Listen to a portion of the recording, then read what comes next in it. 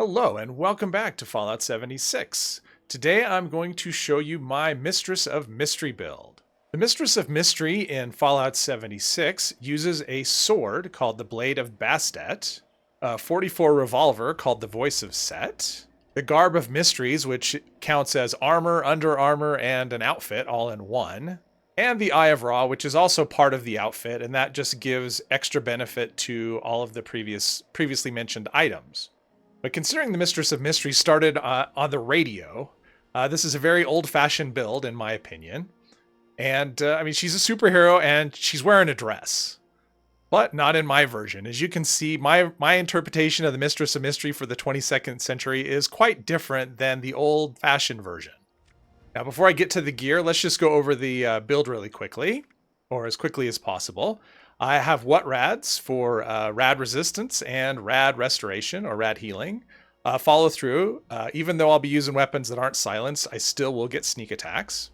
All right, so for melee, we have 1 rank of all the gladiator perks. We also have Incisor for armor penetration and martial artist for faster swing speed. And we have blocker for defensive purposes. I have tank killer for armor penetration. Concentrated fire so we can target specific body parts. Fireproof for less explosion damage. Adamantium skeleton to eliminate limb damage. Chem fiend to any chems we take, make them last twice as long. And life giver for a little bit of extra health.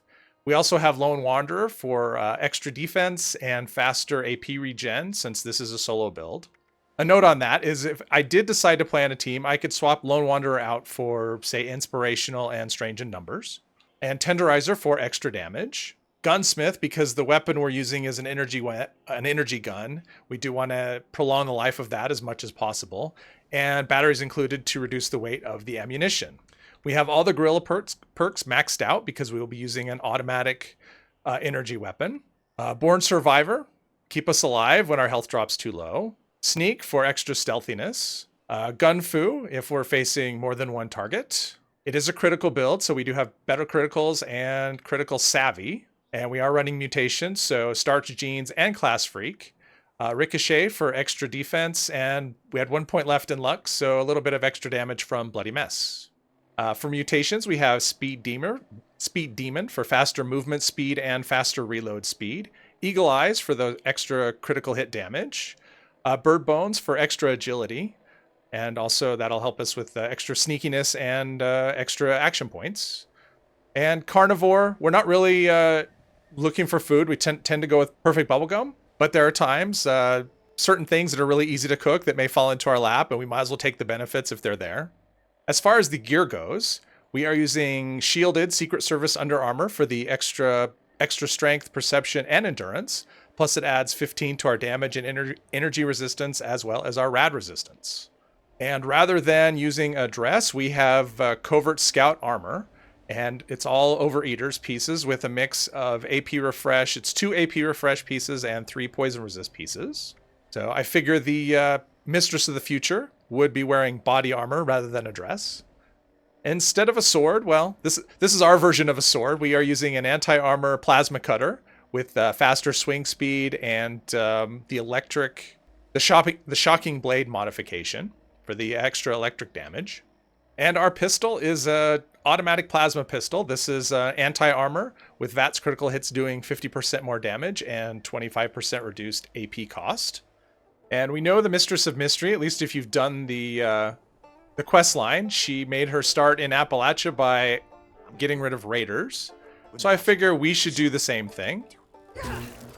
As you can see, this is quite effective, just this little sword. Oh, now I'm sort of spotted. Yeah, the downside of the plasma is it is not silenced.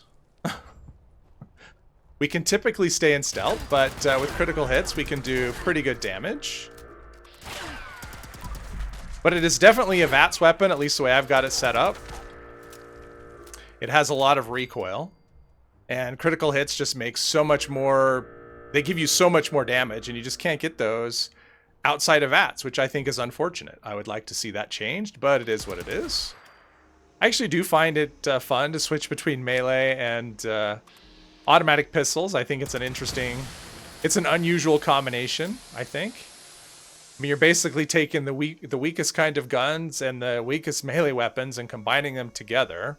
But yeah, let's see what we can do against a robot with the plasma cutter. Oh, it does pretty well. And we stay hidden. So that's actually not bad. Oh, okay. This actually works pretty well. Oh, now I'm in danger. Now I'm hidden. But it's a good 1-2 punch. In stealth, I mean, obviously, if you're not in stealth, this build suffers a lot. But this is designed to be kind of a stealthy solo build rather than a boss killer. It's definitely not that. If you try and solo a boss with this build, you're probably going to have a hard time.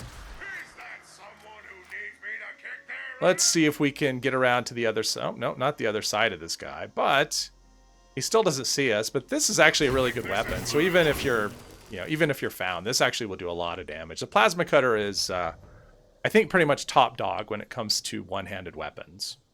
Now, my original idea was to remove follow-through because I didn't think I'd be able to do sneak attacks with a plasma gun. But as it turns out, you actually can do all right with that. As long as you're not running through. I mean, if you're standing up and running, but if you're actually being kind of surgical about it, and taking your time, you can actually do really well. You can sneak through a whole area full of enemies and stay in caution or hidden most of the time. Now, the downside, the biggest downside about energy weapons and the plasma gun in particular is the high AP cost. It is just, there's just not much you can do. I actually think that it's bugged, and some of the modifications actually add AP cost when they're supposed to be reducing it. So yeah, long bursts are not your friend in this. It's best to do 1 to 2 enemies at a time and give the AP time to come back because it will run out rather quickly. Which is another reason why you want to stay hidden if you can, because you just do so much more damage when you're doing sneak attacks rather than when you're in danger. So you want to be this is a build where you want to try and be as efficient as you can. See, I'm in danger, but it was just 1 enemy. And see, he's dead. So you kill the witness and you go back to hidden or caution. See, this guy has no clue, even though all of his friends are dead. And this gun is quite loud. Now I'm in danger for real. And it doesn't look like it's going away. We got some witnesses. I'm not sure who they are or where they are. Oh, there's one. Still in danger, so it must be from the ones up top. Or that guy up top. But as you can see, I mean, critical hits make a huge... Without critical hits, this build would be very tough, I think. You'd have to rethink it. But I think this is quite fun. I think the plasma gun just... Yeah, I think it sounds cool, and I think it looks cool. It's a lot of fun. You know, ammo is kind of expensive to get. But yeah, this is... I'm liking this playstyle a lot. This is actually new to me. I started off wanting to do a build using the original Mistress of Mystery weapons and gear, and it's you have to really try hard for it to even be mediocre. All right, let's see how we can do against a big target. Let him wake up, do his little roar of whatever. And there we go. Our AP and his life ran out at the same time. And there you have it, my take on what a Mistress of Mystery build would be like in the 22nd century.